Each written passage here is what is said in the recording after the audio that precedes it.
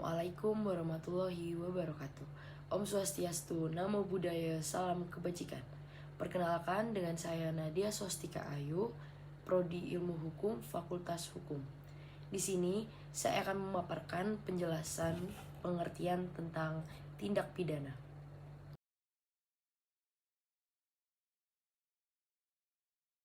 Pengertian tindak pidana dalam Kitab Undang-Undang Hukum Pidana atau KUHP dikenal dengan istilah strafbaarfeit, dan dalam kepustakaan tentang hukum pidana sering mempergunakan delik.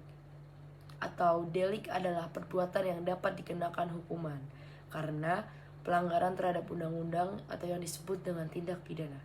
Sedangkan pembuat undang-undang merumuskan suatu undang-undang mempergunakan istilah peristiwa pidana atau perbuatan pidana atau tindakan pidana.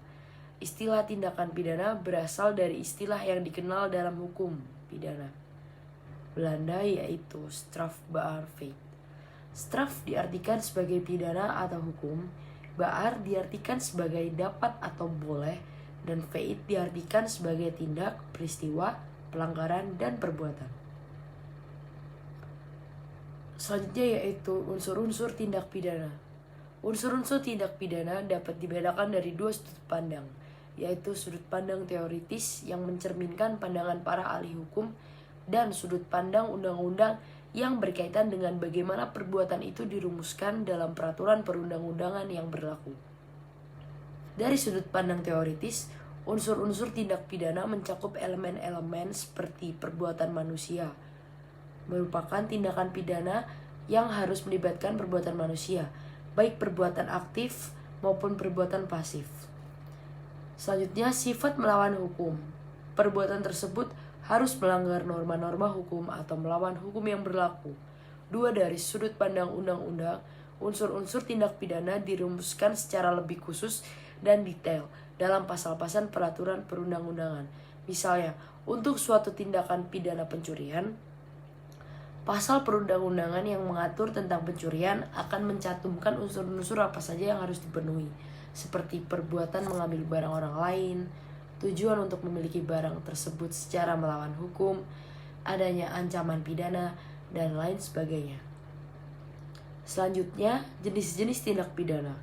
Jenis-jenis tindak pidana dapat dibedakan berdasarkan KUHP, yaitu tindak pidana dibagi menjadi kejahatan yang tercantum dalam buku 2 dan pelanggaran yang tercantum dalam buku 3 KUHP.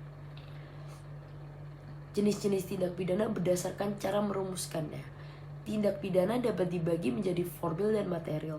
Tindak pidana formil didasarkan pada aturan prosedural, sedangkan material terkait dengan aspek substansi kejahatan.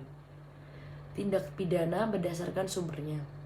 Tindak pidana dibedakan menjadi umum atau applies to all, dan khusus atau applies to specific groups or situation.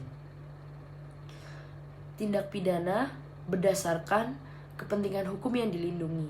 Tindak pidana dapat dibagi berdasarkan kepentingan hukum yang dilindungi, yang bervariasi tergantung pada jenis kejahatannya. Macam-macam tindak pidana. Yang pertama, ada tindak pidana umum, meliputi perbuatan yang dilarang oleh hukum secara umum, seperti pencurian, pembunuhan, serta pemerkosaan. Selanjutnya, tindak pidana khusus, perbuatan yang diatur oleh hukum secara khusus, seperti korupsi, narkotika, dan tindak pidana lingkungan. Dan yang terakhir, pelanggaran kearifan lokal dapat dikategorikan sebagai tindak pidana tergantung pada peraturan hukum yang mengaturnya. Misalnya, dalam konteks Indonesia, pelanggaran kearifan lokal bisa diatur dalam undang-undang tertentu, seperti Undang-Undang Nomor 39 Tahun 2014 tentang perkawinan. Namun, untuk menentukan apakah suatu perbuatan dikategorikan sebagai tindak pidana atau tidak, perlu dianalisis lebih lanjut sesuai dengan peraturan hukum yang berlaku di Indonesia.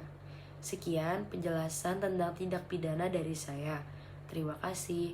Wassalamualaikum warahmatullahi wabarakatuh.